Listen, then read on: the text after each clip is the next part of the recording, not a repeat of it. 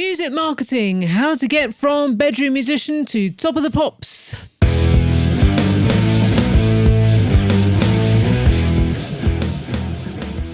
It has never been easier and cheaper to be an independent musician in the 21st century, but it has never been harder to be heard because everyone's doing it.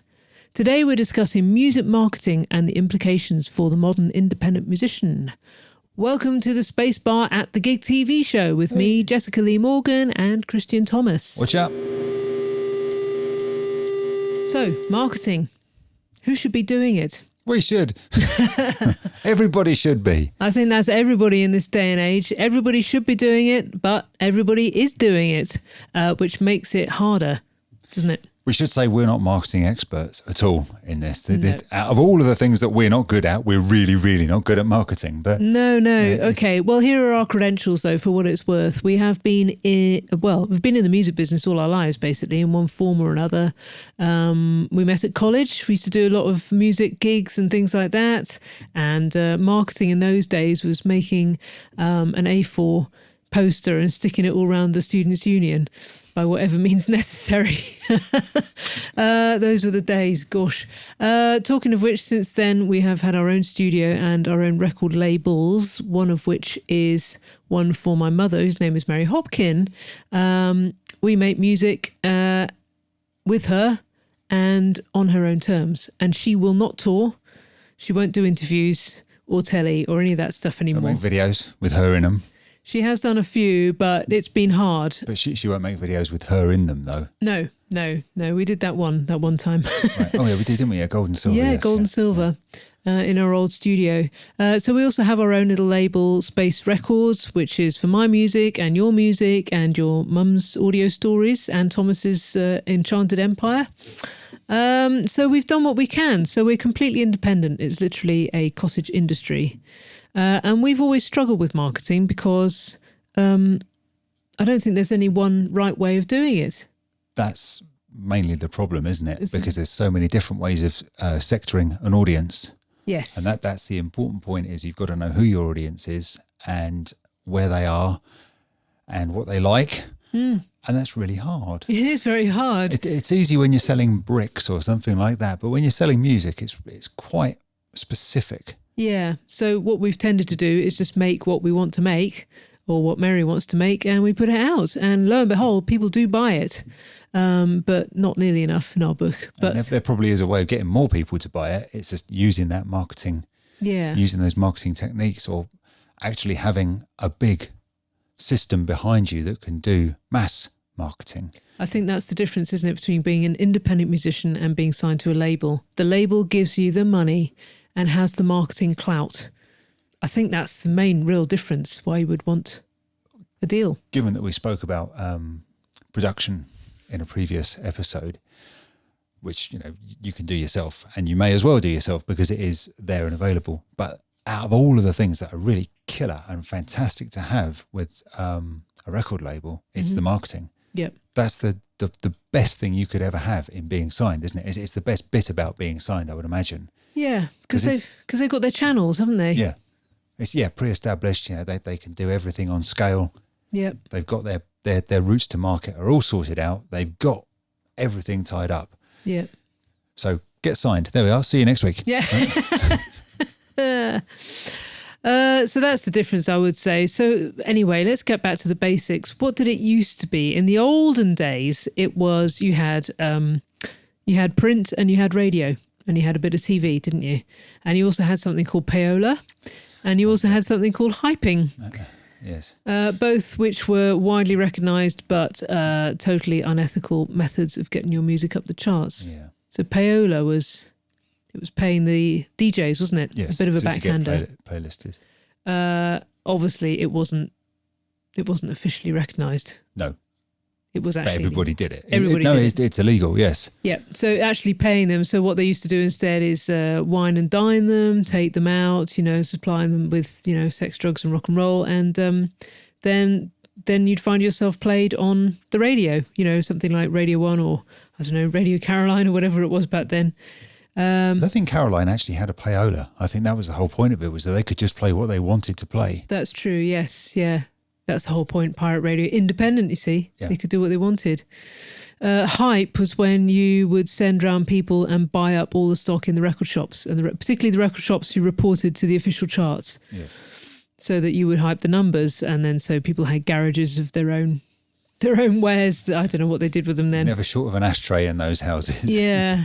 I mean, the funny thing is we've got lofts full of unsold CDs, but we didn't have to buy them back from the record shop. They're just unsold. That's called having stock. That's different. Yes. You can't sell all of your stock at once. You can't do that. No. That's not the way that our industry works. No. I mean, it would be fantastic if you did sell 10,000 albums every time on day one, every time you put something out. Of course, lovely. It would be. But you have to have some stock because you have to sell it over a period of time. Yes. So every independent musician you might meet has got a cupboard or a hallway or an attic or something full of brown boxes of CDs, and they hope that you will buy them. That's the simple fact of the matter. And of course, the best way of that is to go out on tour. Yes, which we have referred to in another episode. Anybody, I think there was almost a linear process into what we're talking about here. I know. Not that you're going to watch these in order, but anyway, never mind. During the pandemic, Chris, do you remember those heady days? Oh, yeah, do I remember? Yeah. We tried all different ways because we were taken out of the loop. We were forced to look at our methods of doing things. So along came something called Patreon, which was already in existence, but we tried it basically. Can't say it earned us a lot of money, but it did give me a focus, and you can do things on a Patreon platform like give them some demos, give them some sketchy covers, give them some backstage diaries or whatever you're thinking. And people were kind enough to sign up and pay a monthly fee for it. There are some people who do incredibly well through Patreon. Built, the people are known for it, have built up the trouble with followings. Obviously, when we did that, I mean, it was sheer panic, wasn't it, when lockdown happened? And it was, everybody was grasping at straws. Yeah. I mean, it was literally, what are we going to do? Yeah. And so I think with people like Patreon, they took on an awful lot of people. Yeah. And it became yet another of those things. It's just a dollar a month or just $5 a month or whatever it turned out to be. There's only so many just $10 a month that you can spend. Yeah. So it kind of meant that everybody, so obviously not everybody went on to Patreon, and I'm not blaming Patreon in any way, shape or form for this, but it was, everybody hit this as a platform. Hey, come and see me on Patreon. All of a sudden the noise levels go up. You can't listen to everything. You can't take part in everything, can you? You're not, you've got to admit to yourself, you are not the only artist that your fans listen to. Well, it's not necessarily other artists that are competition. I mean, it's other things. It's television shows or other productions that people are putting on. Yeah. So, and all of that suddenly became wide open because obviously Netflix really took off. Yes. During lockdown. What a great model. Yeah. Yeah. So, but we tried it, and the fact is, you have to decide. People engage with content that's not necessarily your music, your finished track. So what you have to do is create something like, oh, here's a snippet or here's a half idea. And some of my Patreon tracks ended up on my album with my mum, which was nice. So you can show, if you're out and about in the music industry and you've got a deal or you're fairly active, you can show them the studio. Here's me in the studio. Here's me in the tour bus. Here's me on stage, the backstage, whatever. But if you're an independent musician, a lot of your scenery is going to be your bedroom or your home or whatever. We are actually filming this in our home, but I'm not a fan of showing my own home, basically. That's why we have a green screen up. So you've got to decide on an aesthetic. If you are doing it in your bedroom, then make your bedroom really cool. Or if you're doing it in a living room or your kitchen, like Toya and Robert, make it really cool. Make it something, because I've seen so many awful live streams or reels or whatever. You've got sad overhead lights and you've got an unmade bed and you've got a cup of tea and God knows what else in the background. It's just so dull. It's not even cool and shabby. It's just dull. So, you've got to create this alternate reality for your fans. That's right, because you want your punters to believe that. Yeah. It's not just listen to my song. That's not enough. I've been so sad, I make a video, I craft it really well, I put it up and the reception's kind of lukewarm. And yet if I say, oh, here's me in the studio somewhere cool, or I've dropped into Abbey Road to visit my dad one day. I don't record there, but people go, wow, that's really cool. Or here's me ligging backstage at Shepherd's Bush. That's really cool. So people engage with stuff that you would not expect them to engage with. So, but create your narrative and your aesthetic and stick to it and make it really cool. Do you mean, so basically in a marketing term, that would be sort your branding out? It would indeed. Yep. Branding people tend to think that branding is just having a logo, right? Yeah. But branding is a lot more than that. Yeah. It's everything that you stand for. I think you have to think like an influencer. You think of somebody who's influencer, and they've got their home, they've got their car, they've got their shopping trips. It's all a very carefully curated aesthetic, and musicians are not very good at thinking about that kind of thing. No. Now we're all content creators. We're not just musicians. We have to make the videos. And all it's not enough, is it? Yeah. Which is ridiculous. The thing that we actually create, the thing that we do, is not actually enough. You've got to do all the other bells and whistles. It's the other, and it's quite a big percentage of it, isn't it? So it's a massive amount of time that you have to put in. It really is. For something that doesn't really add anything to your music at all. No, but it might get you followers. But you've got to test and measure, basically. If you're doing a load of reels about your breakfast or something, and it's not getting engagement, then move on to the next thing. Try and find something that people do engage with. If you've got a dog or a cat, then include them in your social media marketing, People will never get tired of that, seemingly. No. So people hook onto something. And once you've found out what that thing is, and you won't know until you try it, then just, keep mining it. When we find out what it is, we'll let you know. Tell you. I think it's our banter, dear. Yeah. Yes. But of course, it's not just social media. The other forms of PR are still in existence. We've still got actual physical newspapers, and they're going online now. So if you can get yourself an interview with a journalist, with a cool music journalist or anything, or if you can get into the news by other means, that's good.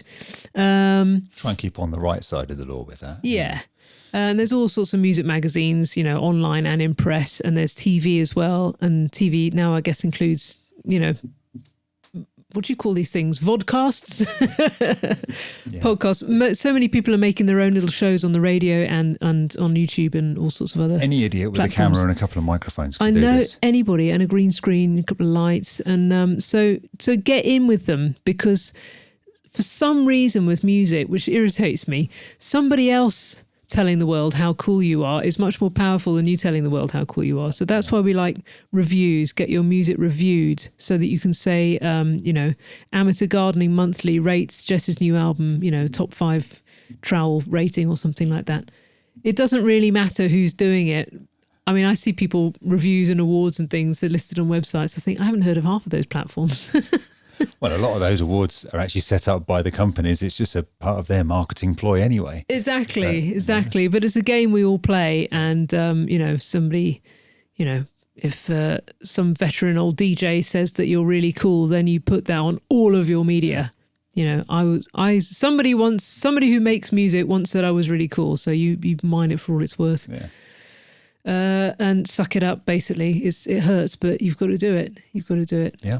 It's the game. You've got to be your own PR person. And so it's yet another role that you have to have as an independent musician in the 21st century. So you not only are you're the record producer, the writer, the songwriter, the performer, you're the driver, you're the crew member, the photographer. Yeah, your own glam team. Yeah. I did my own makeup today. Just did my makeup. Yeah. Do you like my hair? It's good, isn't it, today? Yeah. Beautiful. So where's the money in all of this? So you can hire, if you save money on your production or on other ways, sleeping in the car park and all that, you can consider hiring PR companies to do this for you. And I did once with my mum. I had a lovely lady. She's a very traditional PR lady, quite a veteran. And she got my mum on things like Ken Bruce's Tracks of My Years and some of the major newspapers and stuff like that, which was great. I don't know if it made a massive impact on things, but it wasn't backed up with a touring schedule and anything else like that. So we gave it a go. But a modern young marketing agency or PR agency, and I get approached by them all the time in my spam. I've got to say, I don't know. I wouldn't recommend going with any of them without a lot of research. Yes. Get someone recommended to you. I know somebody who's made an album. Apparently they made the money and ploughed it back into the marketing. Right. And it was everywhere you looked, there was this lovely person with their lovely album. But they knew that they had a game to play. Yeah. And you've got to, if you're proud of your work, you've got to really give it a really good go, haven't you? Oh, without a doubt, yes. Yeah. You don't just want it to sit in a box in your attic, unsold. Yeah. It deserves it. You've put everything into it. You deserve it. Yeah. I think, if I was going to put money into anything, I'd put it into PR because it is the hardest thing to do yourself. I said in a previous episode, you have to have a thick skin.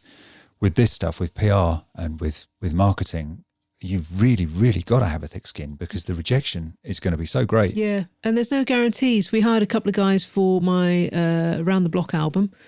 We had a press guy and a record plugger. And I got bits, but really they can't guarantee it either. They try their hardest, so it is difficult spending money with no guaranteed results. There are things like pay on results PR now, which is a different thing. I don't know how they work, but it's worth looking into. But be careful because you might think, oh, they've done nothing, but they did work hard. And if your song or you just don't catch, because again, masses of competition. They're going to record radio stations that are just inundated with stuff. But you can do a lot yourself. You can register yourself on the new music platforms, on things like BBC Introducing, submit your music everywhere. Just don't pay for it. Don't pay to submit your music. Don't pay, what are they called, these agencies to submit your music. Anything you can do for free, do for free. Right. Yeah. But if you find a person who is a really good PR person, then obviously get your recommendations. It's like just the same as hiring a plumber. Make sure that they say, I worked on this campaign, and your friend Bob says, yeah, they really did some good PR for me. Then you can pay them. You've got to be careful because these people will often suggest that they can get you onto playlists and things like that. But what they actually say is, I'll try and get you onto the A playlist. Yes. Well, you can try yourself. Yeah. Yeah. You won't get anywhere. And there's no guarantee that even though you're paying them to do this work, there's no guarantee that you will actually get onto a playlist. No. Or because it depends on what the commissioning editor is listening to at that moment, or what they think is in vogue that week. Exactly. Yes. Yeah. And if Beyonce's got an album coming out, then forget it. But then also other things happen. I mean, we've had interviews lined up, and there have been major national news has occurred at the same time, and you get bumped. Yes, exactly. It happened. There's nothing you can do about that. And obviously, if you have a results-led thing, then there may be some leniency in that. Yeah. I suggest, though, and I'm not saying that you should pay for clicks or pay for likes or anything like that, but if there are a reputable social media companies that you could get behind or get to do your work for you, that would be a really good start. Yeah. And if you find out who they are, caveat, do let us know. Because obviously you've still got to produce that work for them. They should be chasing you saying, I need X amount of content things from you, and then they can go ahead and do it. I mean, you can do all of this in Hootsuite or whatever, TweetDeck or anything like that. Yes. You've still got to produce that content, though, which is more content than just writing your songs. Yes, definitely. I remember being on one of the Bowie tours. The tour manager had engaged a social media person, but she only did 2 channels. For instance, she did Instagram and Facebook or something. Right. And those 2 are linked anyway. But there was a Twitter account, but there wasn't anything on it, which I think is worse than not having a Twitter account. So the tour manager every night was taking pictures of us, filming us going on, and filming the applause at the end, and he'd just send pictures to her, and then she would put them out at the appropriate times, or even Glenn would do stuff and send it to her. Anything that was of any use, we'd send it to her, and she would distribute it. So you still got to keep that in mind. Anywhere interesting you are, services or backstage or anywhere, it's exhausting. And again, you've got to test and measure. If nobody is interested in seeing you eat your ham sandwich backstage, then don't bother doing it again. Right. But you might do one thing. I did a nice little walk around when I was waiting to go on with Coda at my last gig. And the dressing room was under, and we were playing with a new orchestra, and I could hear them. And I just went round with my camera and saying, this is what happens, this is it, they're on stage. And it was really nice. And a lot of people like that because people don't get to see what happens backstage. No. And I've shown them how messy my dressing room gets and things like that. Really messy. Because people really want a piece of you. That's the thing. Yeah. For instance, my mother, though, she would never do any of that because she wants to keep herself private and secret. So that's her brand, is that she makes the music, nobody sees her, and everyone's got used to that now. They still ask, but it's a brand and you've got to stick to it. Mm-hmm. You've got to stick to it, I think. Gosh, is it worth it? Thinking about the toll it takes, you've got to... It's extremely hard, as we said, because you're just shouting into the void sometimes. So you've got to find your brand. And like I said, people engage with, your dogs and your cats and whatever more than you.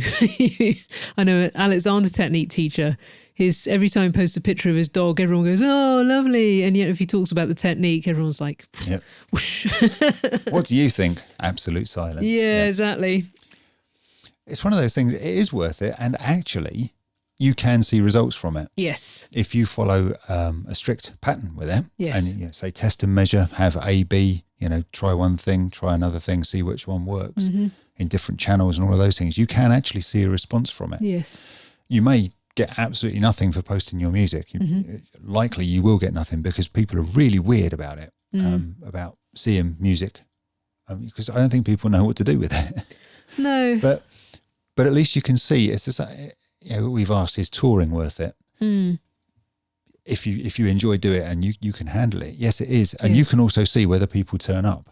But that's really hard. Yes. You've had to drive miles to do that and everything else. With this, you can actually see, you can see you've got a certain amount of engagement with a tweet or something. Yes.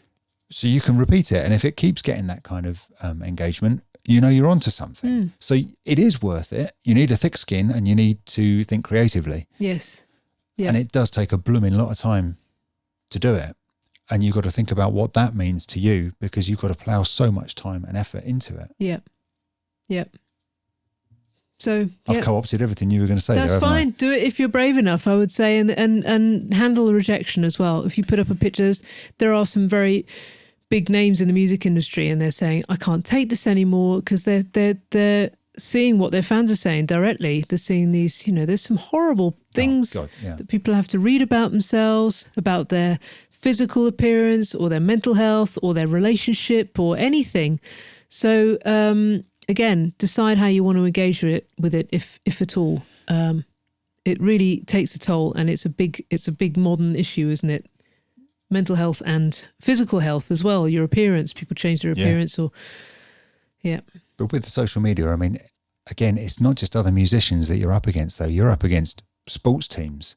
You're up against shysters selling things. Yeah. You're up against people regularly selling things. Etsy, all of these things are vying for your audience's attention. Yeah. And it's how do you get heard above all of it? Yeah. That's the real issue. And a lot of there are big brands out there that have got an awful big marketing budget to make sure that they get seen. Yeah. You've got to go up against that. It's not other musicians that you're in competition with. No, that's it. It's all of these other things and all of these other calls on the public purse. Yep, there are no guarantees basically, and the thing that will get you noticed probably won't be your music. It will be some scandal, and that's why in music history there's been wardrobe malfunctions or nervous breakdowns or terrible everything, I don't know, or good things or bad things, but it's the whole story that people want, and you've got to be prepared to give it to them. And keep doing it. If you want to, yeah. If you don't want to, then you just have to be happy making your art and putting it out there. But it is a churn. It's more of a churn than the actual music, isn't it? I always think that this is the actual work, the industry of the music industry is the marketing side of it. It's what makes it into a job, isn't it? Selling yourself, I mean, it's the hardest thing. It's fairly easy to write a song, I mean, you might struggle and, you go, there's my heart, please stamp on it or something. Yeah, exactly. Which is what that feels like. But this is the real hard work. Yeah. This is the grift of it all. Yeah. And some people can be brilliant at it and some people can be terrible. So, I think stick with it if you love it. Make your plan and stick with it and test and measure. It's never been easier to be an independent musician than it is in the 21st century. But this means it's really, really hard to be heard. Yeah. Because everybody can do it. There's no gatekeeping on any of this stuff. No. And anybody can just record themselves. You know, you can do a song on TikTok. Yeah. Just film yourself singing Yes. and stick it up on TikTok. That's got as much chance of gaining traction as you putting your song up. And some people have been discovered that way. Yeah. So just try it. See if it works. Try it. Don't get sad about it, and keep the faith. And tell us when you find out what works. Let us know. The GiG TV, the whole point of the GiG TV show is to bring the musicians and the audiences together, and we want to do it to support you and to do the right thing and to maintain that love and enthusiasm. So stay tuned. We're going to add more advice and more content, and hopefully you'll find it useful. If you head on over to the website, thegigtvshow.com. That's thegigtvshow.com. Head on over to the website, sign up to the free directory, which will actually give you an EPK. Yes. An electronic press kit. And it's free, and it always will be free. And we don't take anything. We don't take any money for it. Nope. And it's available for search by the industry. Yes. So gig bookers can go in, promoters. You can send it out to promoters. Yep. Agents. Fill it in properly. Fill all the details in. It's absolutely free. Yep. Use it. If it's there, use it, especially if it's free. Thank you very, very much for watching, and we hope you stay tuned. And we'd love to hear any of your suggestions or advice or complaints. You can send all complaints to Clive Layton. You can find otherwise all the links in the info below. Thanks for watching, and see you next time. See you next time. Bye.